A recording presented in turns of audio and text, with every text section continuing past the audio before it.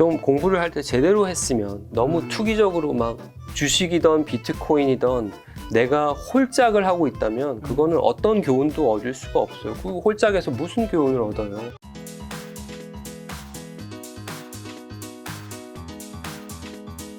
자, 근데 주식으로 50억 벌면 사실 이 작은 돈은 아니잖아요. 아무리 요즘에 뭐 자산 가치, 뭐 아파트나 부동산 이런 게 올랐다고 하더라도 어떻게 보면 내 본업, 그 의사로서 진료를 보는 거에 좀 소홀해질 수도 있을 텐데, 그리고 병원 접고 뭐 전업 투자자를 해도 충분하다고 볼 수 있는 금액이기도 한데, 아직도 주에 며칠 정도 출근하시죠? 주 6일 월요일부터 토요일까지 다 하죠. 월요일부터 토요일까지 출근하시면서 이제 진료를 하고 계신데, 그 이유도 궁금하고, 현재 그러면 주식과 진료의 1년의 수익이라고 할까요? 그거의 비중은 몇 대 몇 정도 될까요? 작년이나 올해 기준으로 말씀해 주시면 될 것 같아요. 수익 비중으로 보면 네. 주식 9가 넘는 것 같은데요. 네. 네. 사실은 제가 작은 병원이지만 지금 4년, 5년째 운영을 하고 있고 네. 그래도 저희 병원이 그렇게 잘 되는 병원은 아니거든요. 네. 예전에 코로나 이전에는 꽤 잘 되는 병원이었었는데 네. 아무래도 코로나 이후에 좀 힘들어져서 직원 수도 뭐 정직원 2명, 아르바이트 1명 이렇게 쓰던 이제 고용하던 거를 지금은 직원 1명이랑 저랑 이제 둘이서만 하고 있고, 그러니까 네. 뭐 작은 병원이죠. 사실 동네에 가서 흔히 볼 수 있는 소아과도 적어도 30-40평 정도는 되는데 네. 저는 제 병원보다 작은 병원을 아직 못 봤거든요. 10평짜리. 어, 제가 예전에 내 병원은 세상에서 가장 작은 소아과라고 표현한 적도 있는데 어쩌면 우리나라에서 소아과 중에는 제 병원이 제일 작을 수도 있어요. 근데 작은 걸 떠나서 어찌됐든 그 안에서 저는 환자를 열심히 보면서 살다가 내 집 마련을 하기 위해서 저 돈이 필요하고 이렇기 때문에 제가 주식을 한 거잖아요. 네.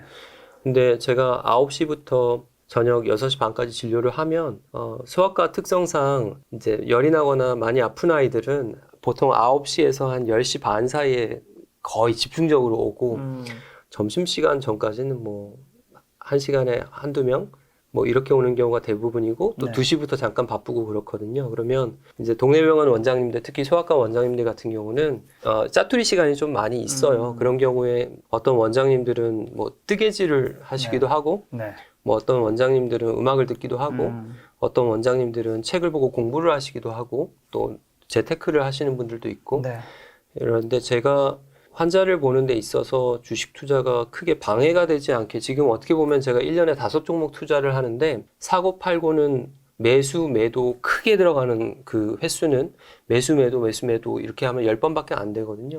그 나머지 시간은 주로 이제 그냥 시간이 있으면 호가창과 차트를 틀어놓고 또 오늘 장은 어떤지 그냥 뉴스 보고 그냥 그런 시간들이기 때문에 크게 뭐 진료에 방해가 되거나 그러진 않아요. 왜냐하면은 제가 이 방법을 만들었던 게 애초에 이 방법이 진료에 가장 해가 되지 않고 시간을 덜 뺏기기 때문에 이 방법을 만들었고 그래서 지금은 뭐 적응을 하고 아마 제가 바쁜 의사 막 엄청 잘 되는 병원에 의사였다면 낮에는 주식을 거의 못 보겠죠. 근데 사실은 제가 지금 하는 매매법을 제가 들고 나와서 오늘 개미분들에게 소개해드리는 이유도 제가 하는 그런 1년에 한 종목씩 집중해서 5종목 투자하는 그런 방법이 직장인들도 바쁘잖아요. 사실은 직장인 컴퓨터나 핸드폰에서 낮에 주식 보면은 상사들이 되게 뭐라 할 수도 있는데 시간이 없잖아요. 그래서 제 방법을 개개인의 상황에 맞게 네. 적용하시면 네.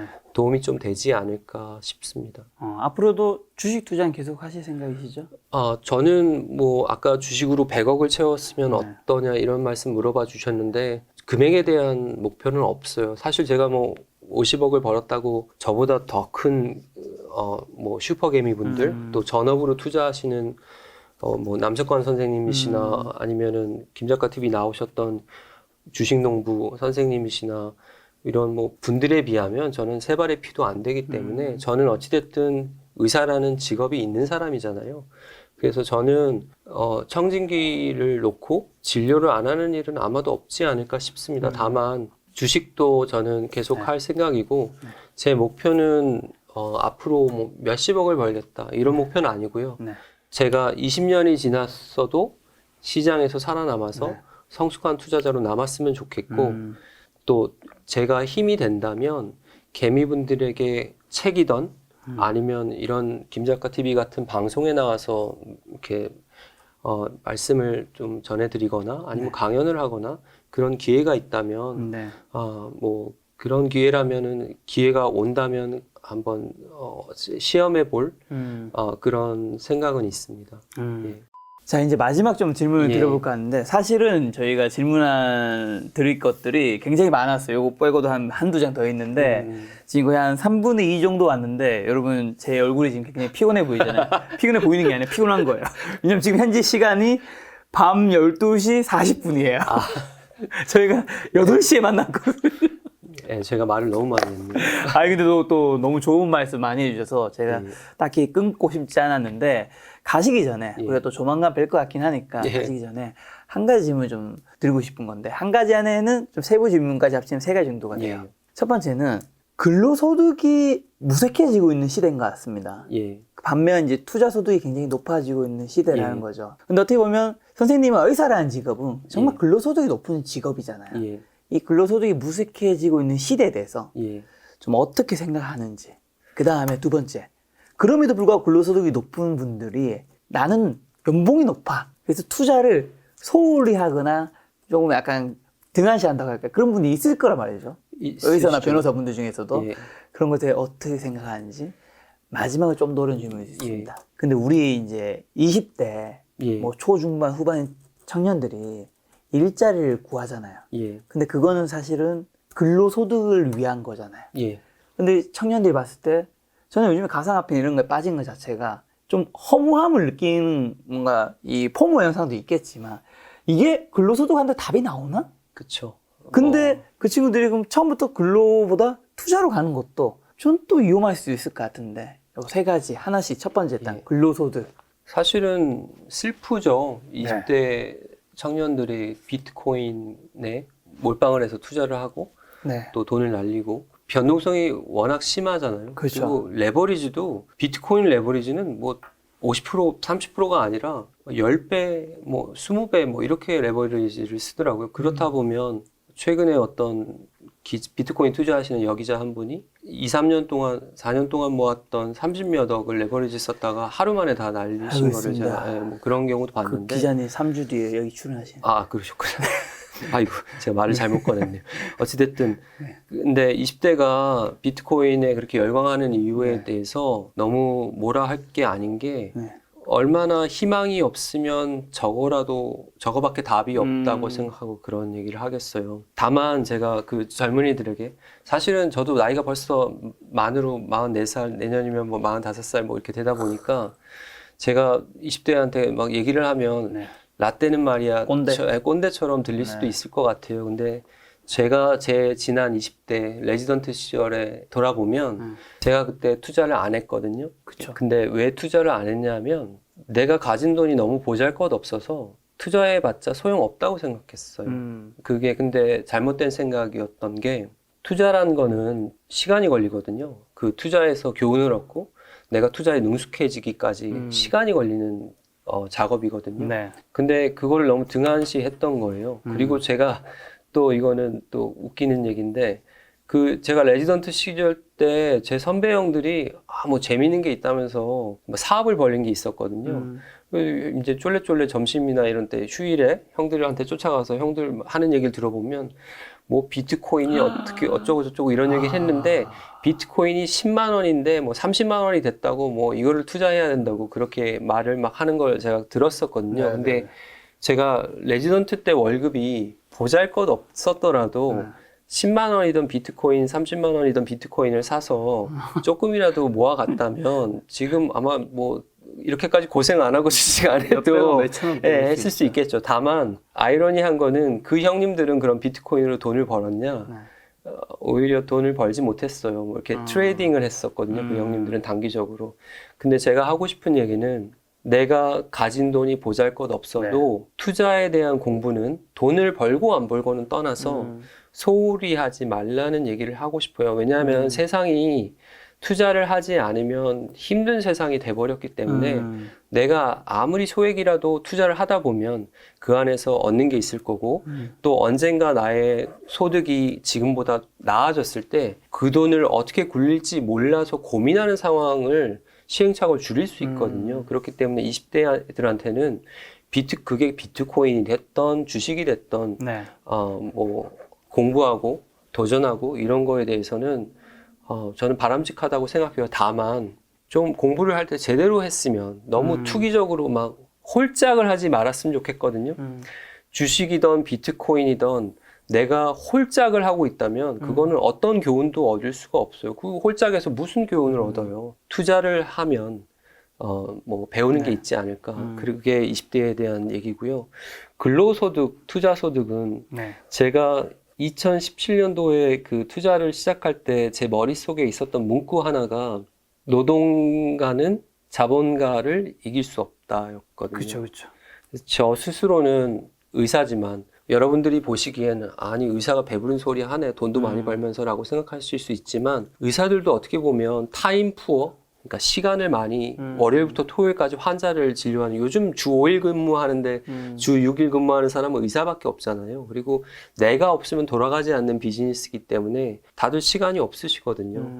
돈은 많이 버는 것처럼 보일지 모르지만 적어도 저는 다른 과는 잘 모르겠어요. 근데 적어도 소아과 선생님들은 최근에 많이 힘들기 때문에 네. 돈도 많이 벌지 못하고 시간도 많이 소비되고 그래서 시간을 자꾸 더 환자를 보려고 늘리다 보니까 몸이 망가지고 이런 안타까운 상황을 저는 숱하게 봤기 때문에 근로소득이 점점 의미가 없어지기 때문에 투자를 해야 되는 건 맞죠. 근데 소아과 의사가 소아과 수익으로만 만족하며 살지 못하고 직장인이 평생을 노력해서 열심히 돈을 모아도 네.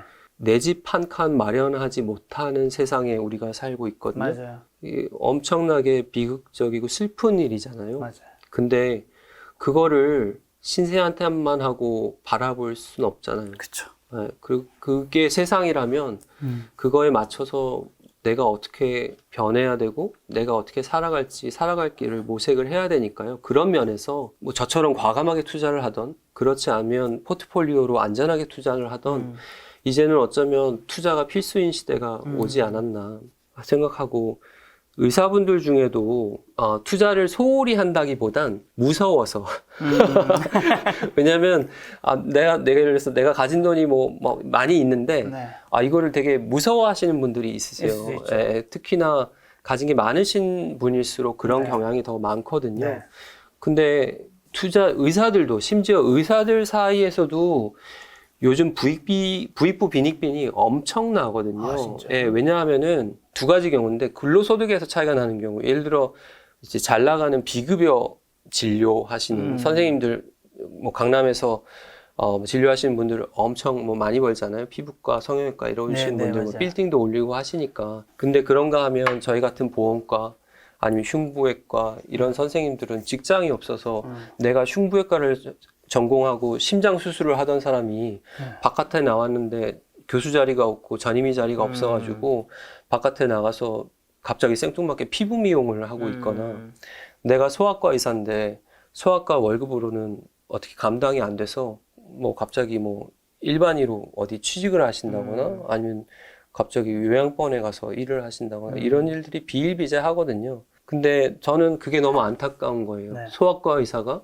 내가 아이들이 좋아서 아이들을 치료하는 게 좋아서 소아과 의사가 됐는데 네. 내가 그걸로 먹고 살 수 없다는 그 상황이 저는 너무 안타까워요. 그래서 세상이 그렇다고 내가 왜 소아과를 선택했냐 한탄만 하고 살 수는 없잖아요. 그래서 저는 투자를 시작했고 의사분들도 아까 근로소득의 격차뿐만 아니라 의사들 중에 또 재밌는 어떻게 재밌다고 해야 되나 슬프다고 해야 되나 예전에 그 서울에서 개업하신 분들은 월세도 많이 나오고 그러니까 병원을 크게 못했단 말이에요. 근데 서울에서 개업을 했으니까 근교 가까운 데서 이제 출퇴근을 하셨을 거 아니에요. 그럼 집이 보통 이제 강남에 있으신 분들이 많이 있잖아요. 근데 내가 큰 뜻을 품고 돈을 벌겠다고 경기도로 가서 이제 개업을 하시거나 병원을 크게 여신 분들이 있거든요.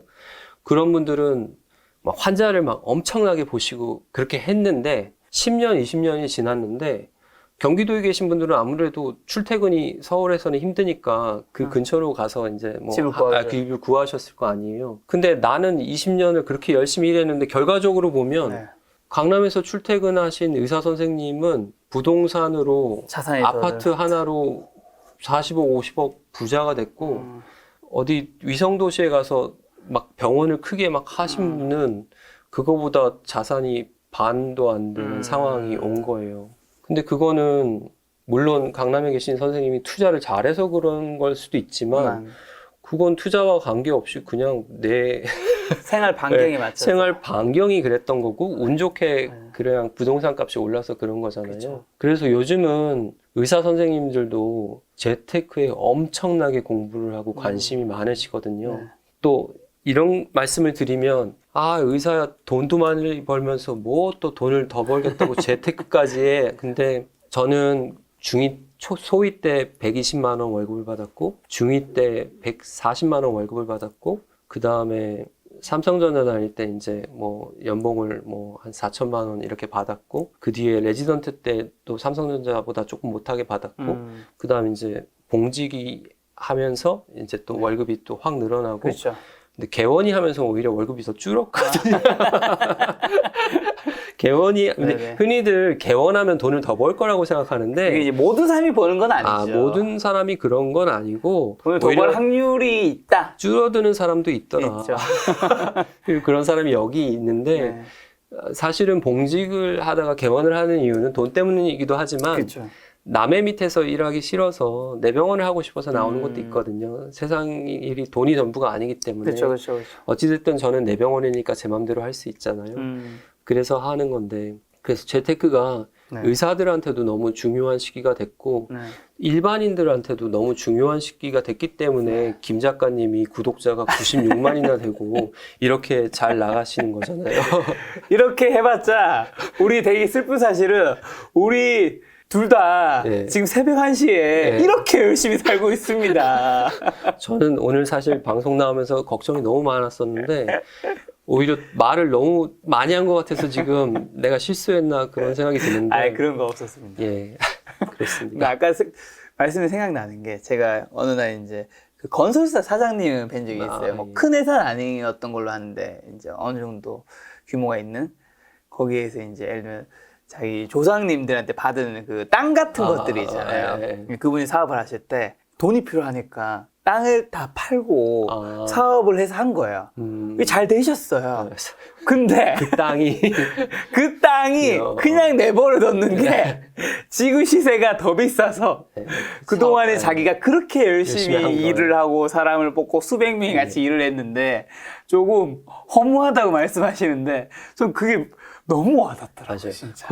마지막으로 제가 정리하는 겸 해서 제가 제일 힘들 때 읽었던 주역책 안에 이런 글귀가 있거든요. 제가 한문을 잘하는 거 아니에요. 저 한문 하나도 모르는데 대부유천 소부유군이란 말이 있어요. 그러니까 큰 부자는 하늘이 내주고 작은 부자는 근면함이 내준다는 말이 있거든요. 근데 저는 제가 주식 투자를 하면서 10%, 20%의 수익까지는 제 실력이라고 생각해요. 근데 주식을 하다 보면 30% 이상, 50%, 100% 수익이 날 때가 있잖아요. 근데 그거는 제 실력이 아니에요. 그거는 어떻게 보면 운이라고 생각하거든요. 그래서 저는 여러분에게 오늘 이 방송에 나와서 말씀드리고 싶은 게 참 살아가기 힘든 세상입니다. 근데 우리가 열심히 하면 비록 큰 부자까지는 아니더라도 작은 부자는 충분히 될 수 있다. 그리고 그 작은 부자가 되기 위해서 노력하다 보면 하늘에서 그 노력을 알아주면 또 큰 부자도 될 수 있지 않을까. 그런 메시지를 오늘 전해드리고 싶어서 오늘 이 자리에 나오게 됐습니다. 저는 선생님 오늘 이제 모시고 촬영을 할 때 약간의 걱정을 사실 했습니다. 왜냐하면 이 유튜브라든가 이런 데서 한 번도 안 나오신 분이 나왔을 때 듣보잡이죠, 듣보잡. 듣보잡이 아니라 그런 방송 안 하신 분들이 나왔을 때 제가 곤혹을 겪은 적이 몇 번 있거든요. 그러니까 그분들이 너무 긴장을 한다거나 나와서 엉뚱한 말을 하거나 그러니까 실력은 있는데 또 말은 못할 수도 있잖아요. 선생님이 말씀을 너무 잘하셔서 제가 굉장히 많은 질문을 드렸는데 그 대답하신 걸 보면서 이 코넬대라는 아이비리그 대학을 나와서 이렇게 똑똑하신 건지, 아니면 의사분이셔서 이렇게 똑똑하신 건지, 아니면 주식으로 50억을 벌으셔서 이렇게 명쾌하게 답을 주시는지 궁금한 생각이 들었지만 그건 또 다음 시간에 제가 또 한 번 더 해결해 보도록 하고요. 마지막으로 이 말만큼은 꼭 좀 김작가 TV 시청자분에게 전하고 싶다, 뭐 그런 거 있을까요? 작년에 제가 제 아이가 네. 이제 아이들이 장난을 많이 치잖아요. 네.